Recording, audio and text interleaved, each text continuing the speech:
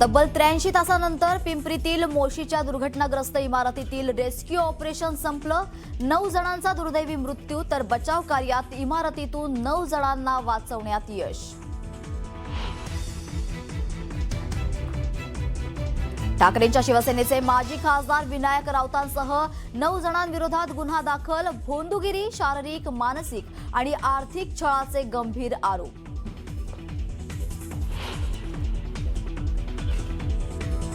कांदिवलीत ठाकरेंच्या शिवसेनेचं रामरक्षा महाआरती आंदोलन। भाजप सरकारनं हजारो मंदिरांवर बुलडोझर चालवले। आदित्य ठाकरेंची टीका।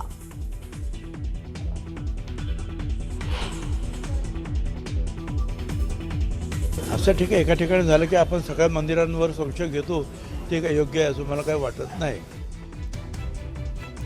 सिद्धिविनायक मंदिरात घोटाळा झाल्याचं उपमुख्यमंत्री शिंदेंच्या आरोपाचं मंत्री भुजबळांकडून खंडन।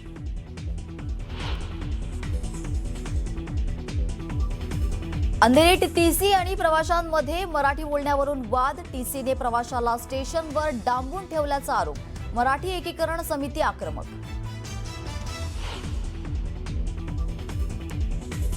शहादा शहरातील समाज कल्याण वसतिगृहात 40 ते 50 विद्यार्थ्यांना विषबाधा। 3 विद्यार्थ्यांची प्रकृती चिंताजनक।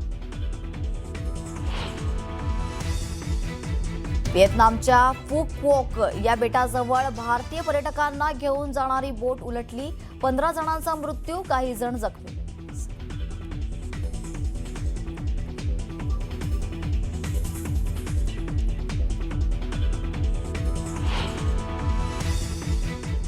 महत्त्वाच्या घडामोडी सविस्तरपणे सुरुवातीला बघूयात। बातमी आहे पिंपरी चिंचवडच्या मोशी दुर्घटनेची। या मोशी दुर्घटनेमध्ये 83 तासांनंतर शोध मोहीम थांबवण्यात आली। रात्री 1च्या दरम्यान आणखी एका व्यक्तीला ढिगाऱ्यातून बाहेर काढण्यात आलं। वामन कसबे असं व्यक्तीचं नाव आहे। त्यांना रुग्णालयात नेताच मृत घोषित करण्यात आलंय। या दुर्घटनेमध्ये एकूण 9 जणांचा मृत्यू झालेला आहे, तर 9 जणांची सुखरूप सुटका करण्यात यश आलं। भारतीय सेना, एनडीआरएफच्या 2 तुकड्या, 90 जवान या तुकड्यांमधले dog squad, JCB, Poclain, dumper आणि अत्याधुनिक उपकरणांच्या मदतीनं 83 तास अखंड शोध मोहीम राबवण्यात आली। आमचे प्रतिनिधी सहकारी गोविंद वाकडे यांच्याकडून अधिक माहिती घेऊया। गोविंद। स्वर्ण, खरं तर अत्यंत धक्कादायक आणि दुर्दैवी ही सगळी घटना होती। 4 दिवस अथक प्रयत्न केल्यानंतर 9 जे अडकलेले कर्मचारी होते त्यांना सुखरूप बाहेर काढण्यात या बचाव दलाला यश आलं होतं। मात्र इतर जे 9 अडकले होते त्यांना 4 दिवसानंतरही जिवंत बाहेर काढता आलं नाही आणि त्यामुळेच मोठा आक्रोश आहे, संताप आहे। या सगळ्या घटनेनंतर आता अनेक प्रश्न उरले आहेत आणि त्याची उत्तरं प्रशासनाला द्यावी लागणार आहेत। खरं तर या 4 दिवसांमध्ये ज्या पद्धतीनं कार्य झालं बचाव दलाकडनं, त्यामध्ये संतगतीनं ते कार्य होत होतं असाही आरोप आता होतो आहे। मात्र एकूणच जर बघायला गेलं तर शर्थीचे प्रयत्न केले, जवान जे होते अहोरात्र झटत होते। आता जर ही सगळी बाब समोर आलेली आहे की जी इमारत कोसळली होती तिच्या पहिल्या मजल्यालाच बांधकाम परवानगी होती आणि इतर 2 मजले अनधिकृतपणे उभारल्या गेले होते। त्यानंतर जो कचऱ्यापासून वीज निर्मितीचा प्रकल्प आहे, ज्या प्रकल्पाची ही इमारत होती प्रशासकीय, तो प्रकल्पच मुळामध्ये अनेक त्रुटी आणि नियमांचं उल्लंघन या प्रकल्प चालकाकडनं केल्या गेल्याचे एनजीटीचे आदेश या आधी आपण न्यूज 18 मराठीवर दाखवले होते। त्यामुळं अशा अनेक कारणांमुळे ही जी घटना आहे, प्रशासन जे म्हणत होतं की ही नैसर्गिक आपत्तीमुळे घडलेली घटना आहे, तेव्हा आता प्रशासन या सगळ्याच घटनेला मानवनिर्मित आपत्ती मानतंय का आणि एकूणच आता जे 9 दुर्दैवी मृत्यू झालेले आहेत त्या संदर्भात कुणावर कारवाई करतंय, सदोष मनुष्यवधाचा गुन्हा दाखल करतंय, याकडे लक्ष लागलेलं आहे। आता जी आपल्याला ताजी माहिती मिळते आहे त्यानुसार पिंपरी चिंचवड पोलीस दलाचे जे अधिकारी आहेत त्यांनी या सगळ्या घटनेची अधिकृत चौकशी सुरू केलेली आहे. खरं तर आकस्मिक मृत्यूची नोंद जी आहे ते मोशी पोलीस स्टेशनकडे या नऊही जे व्यक्ती होते ज्यांचा मृत्यू झाला त्यांच्या मृत्यूची नोंद झालेली आहे. आणि अर्थातच जेव्हा अशा पद्धतीची कायदेशीर नोंद पोलिसांकडे होते त्यावेळेस या सगळ्या घटनेची चौकशी केली जाते. मात्र आता या संदर्भामध्ये सुमोटो कोणी गुन्हा दाखल करण्यासंदर्भामध्ये इथे काही कारवाई करते काय हे बघावं लागेल. आणि या महानगरपालिकेचे जे आयुक्त आहेत विजय सूर्यवंशी यांच्याकडनं ही जे संबंधित खात्याचे विभाग प्रमुख होते जसे की पर्यावरण विभागाचे प्रमुख असतील किंवा या कचरा डेपोचे जे प्रमुख असतील त्यांच्यावर काही जबाबदारी निश्चित करतात का याकडे सगळ्यांचं लक्ष लागले. अर्थातच सगळ्या मृतकांना न्याय मिळावा यासाठीचे आता प्रयत्न केले जातील. नक्की नक्की धन्यवाद गोविंद, आपण माहिती दिली त्याबद्दल. मोशी इमारत दुर्घटनेतून सुखरूप बाहेर पडलेल्या नागरिकांचा अनुभव अंगावर काटा आणणारा आहे. कचऱ्याच्या ढिगाऱ्याखाली दबलेल्या इमारतीतून विजय सपकाळ हा तरुण जिवंत बाहेर आला. त्यानं मृत्यूवर विजय मिळवला. दुर्घटनेत इमारतीमध्ये अडकलेल्या विजयचा पाय थेट एका पिलरखाली दाबला गेला होता.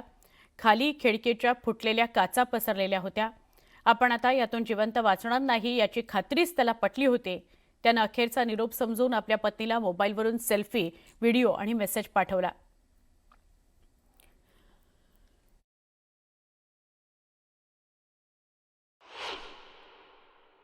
ज्यावेळेस दबलेलो होतो दीड पावणे 2ची वेळ होती तेव्हापासनं 10:30 पर्यंत माझ्या पायावरती ते वजन होतं स्लॅबचं सगळं काही.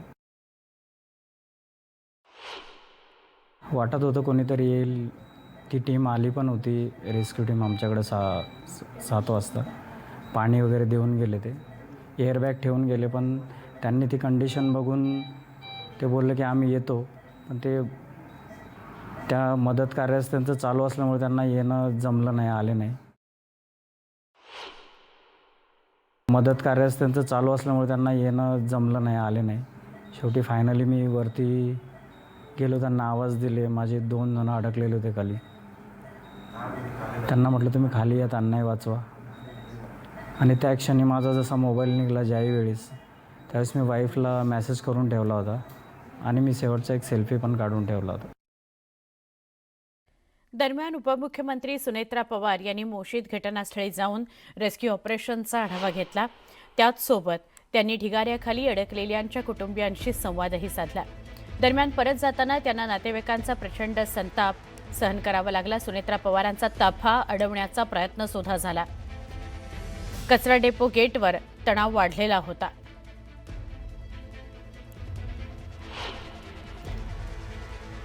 त्यांना न माहिती होता बाहेर दुसऱ्या साईडने गेली असं त्यांचं म्हणणं आहे. पण तसं खरं करण्याचं काहीच कारण नव्हतं. पण मी त्यांना सांगितलेलं आहे की आता इथून पुढे जे काही बॉडीज निघतील त्या नातेवाईकांना अगोदर दाखवा, कारण ते जवळजवळ 2-3 दिवसापासून वाट पाहतायत. आणि आपलं घरचं माणूस गेल्यानंतर ज्या संवेदना असतात त्या त्यांच्या आहेत आणि त्यांना त्यामध्ये पहिली बॉडी दाखवा. असे काही म्हणजे घोळ होऊ देऊ नका, कारण सेन्सिटिव्ह गोष्टी आहेत सगळ्या आणि आपण त्यामध्ये तारतम्य बाळगणं अतिशय गरजेचं आहे.